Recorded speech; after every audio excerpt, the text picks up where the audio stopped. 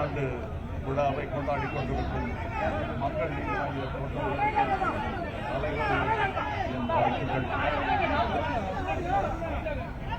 மற்றபடி எளிமையாக கொண்டாடப்படும் இந்த விழா எங்களுக்கு இருக்கும் கடமைகளை நாங்கள் நினைவுபடுத்திக் கொள்ளும் விழாவை தவிர நாங்கள் யார் என்பதை உலகுக்கு காட்டிக் கொள்ளும் விழா அல்ல.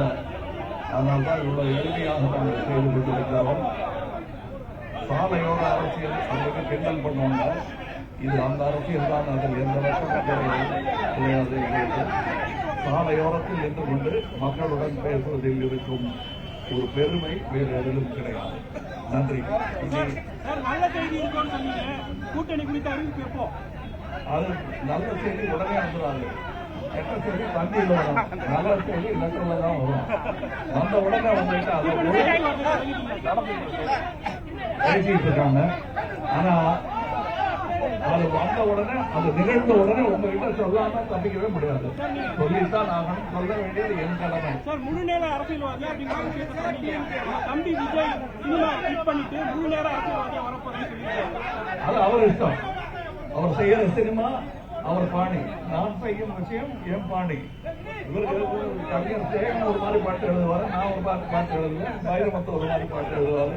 அவர் எப்படி எழுதுறாருன்னு கேட்கக்கூடாது. அவங்களுக்கு வரும் மொழி வன்மை, அவங்களுக்கு பிடித்த விஷயம் அதை செய்து கொண்டிருக்கிறோம். இல்ல, நான் அவரோட ஏற்கனவே பேசியிருக்கேன். அரசியலுக்கு வரணும்னு கேட்க முதல் வரவேற்பு குரல் என்னுடைய குரலாக இந்த ஆறாண்டுகால பயணத்துல, ஆறாண்டுகால மக்களின் பயணத்துல என்னென்ன பாடங்களை கட்டுறீங்க? 7ஆம் ஆண்டு அடிவத்து வைக்கிறீங்க. நிறைய பாடங்கள். எது செய்யக்கூடாது என்பதையெல்லாம் கற்றுக்கொண்டோம்.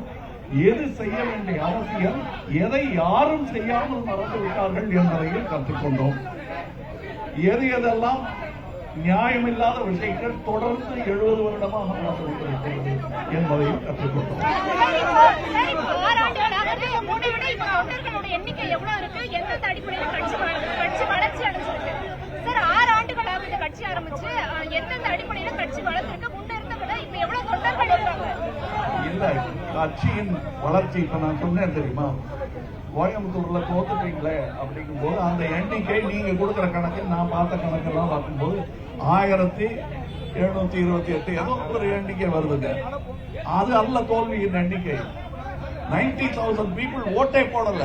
அதுதான் ஜனநாயகத்தின் தோல்வி. கமலஹாசன் தோல்வியை விடுங்க, அது கடைசி பட்சம்.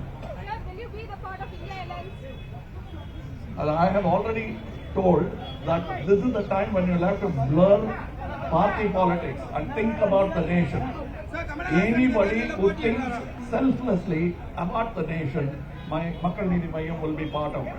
But if you are playing local feudal politics, we won't be part of it.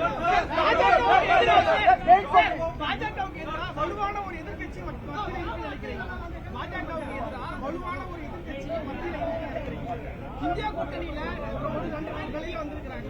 பாஜகவுக்கு எதிராக வலுவான ஒரு எதிர்க்கட்சி மத்தியில உருவாயிருக்கு. இல்ல, எல்லாரும் நீங்க ஒரு கட்சியின் பெயரை சொல்லி அவர்களுக்கு எதிராக, பாஜகவுக்கு எதிராகிறாங்க.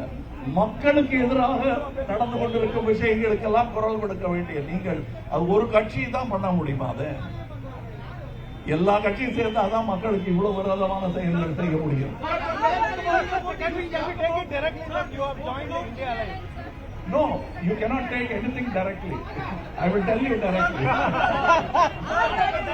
Have you joined India? No, I haven't. Sir, have you initial talks initiate பண்ணிட்டீங்களா? எல்லா பார்ட்டில talks பேச்சுவார்த்தை ஆரம்பிச்சிட்டீங்களா? பேச்சுவார்த்தை எல்லாம் நடந்துருக்கு. பேசுறதெல்லாம் சொல்ல முடியுமா? வெளிய சொல்லக்கூடாது. அது என்ன பார்லிமெண்டா? நமக்கு அதெல்லாம் பேசுறதுக்கு மரியாதையா இருக்கணும். கோவை தெற்கு தொகுதியில வாக்கு எண்ணிக்கையை பற்றி இப்ப பேசுறீங்க. மறுபடியும் கோவை தெற்கு கமலஹாசன் போட்டு வாய்ப்பு இருக்கா? மறுபடியும் களத்துல நிக்கிறீங்களா? அது நம்ம அலையன்ஸ் பேசும்போது எல்லாரோடையும் கலந்து ஆலோசித்து விட்டு சொல்ல வேண்டிய பதில். நான் மட்டும் தனியா சொல்ல முடியும். அதுவும் நான் கண்டிப்பா சொல்லுவேன் உங்களுக்கு. டார்ச் லைட் இப்ப எங்களுக்கு கிடைத்திருப்பது நன்றி சொல்லணும். ஒரு பக்கம் எலெக்ஷன் கமிஷனை திட்டுறாங்க, எல்லாரும் இந்த மாதிரி பண்றாங்க, அடிக்கிறாங்க பெயர்கள் எல்லாம். இன்னொரு பக்கம் எங்களை மதித்து ஒரு சின்ன கட்சிகளை கூட பெரிதுபடுத்தாமல் அவர்கள் எங்களுக்கு டார்ச் லைட் சின்னம் வேணும் போது நேர்மை மனதில் கொண்டு எங்களுக்கு அவர்கள் அதை கொடுத்திருக்கிறார்கள் என்பது நல்லவர்கள் எல்லா இடத்திலும் இருக்கிறார்கள் என்பதற்கான சான்றாக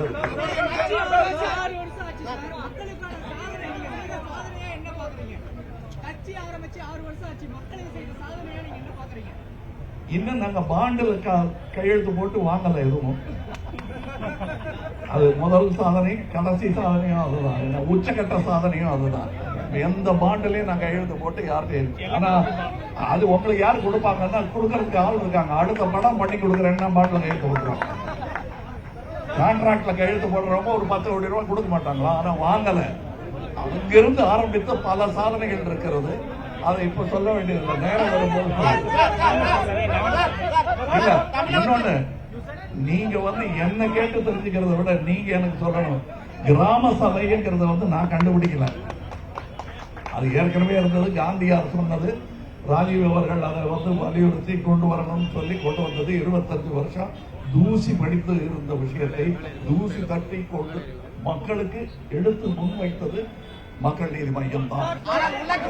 இதற்கு அடுத்த கட்டமாக அர்பன் ஏரியா சபைகளையும் நடத்த திட்டமிட்டிருக்கிறது. அதுக்கு எலெக்ஷனுக்கு சம்பந்தமே இல்லை, தொடர்ந்து நடத்த வேண்டிய விஷயம்.